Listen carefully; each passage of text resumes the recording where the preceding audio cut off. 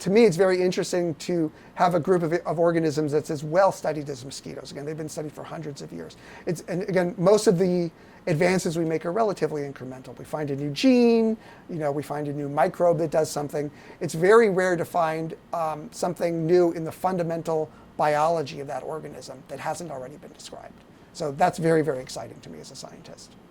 My name is Jason Rasgon. I'm the Dorothy Foer Huck and J. Lloyd Huck Endowed Chair in Disease Epidemiology and Biotechnology.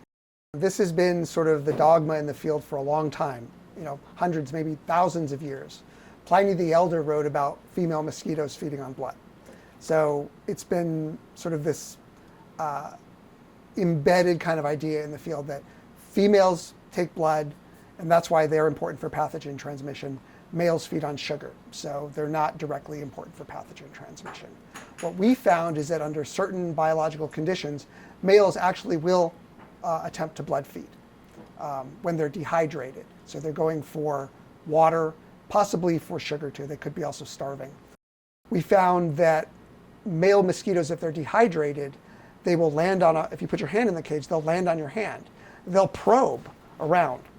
I even had one that was actually able to pierce my skin. This particular male didn't find a capillary, so it didn't get blood, but it was able to actually pierce, and I actually got an immune response, like a mosquito bite from that.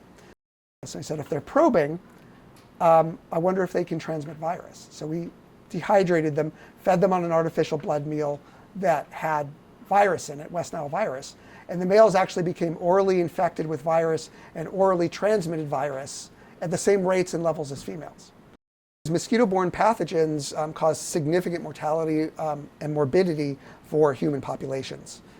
Dengue fever, which is transmitted by Aedes aegypti, is one of the most important viral diseases in terms of morbidity in the world. Malaria is a huge killer.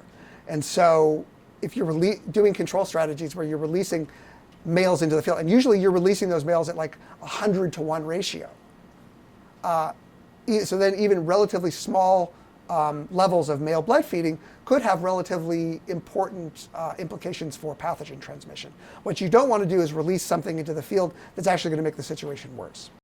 What's really going to happen is not so much that, temperatures are going to increase and dehydration is going to increase and everywhere diseases are going to get worse. What you're going to see is actually shifts. So areas where you didn't used to have problems, you're going to start having problems. Areas where you have problems right now, actually, it might get too hot. So hot that actually the mosquitoes or the parasites can't develop anymore. So you might have less disease in like tropical areas and more diseases in temperate areas. So you're going to see major shifts in the distribution. And if males are important in these kind of dynamics, that could add to the problem.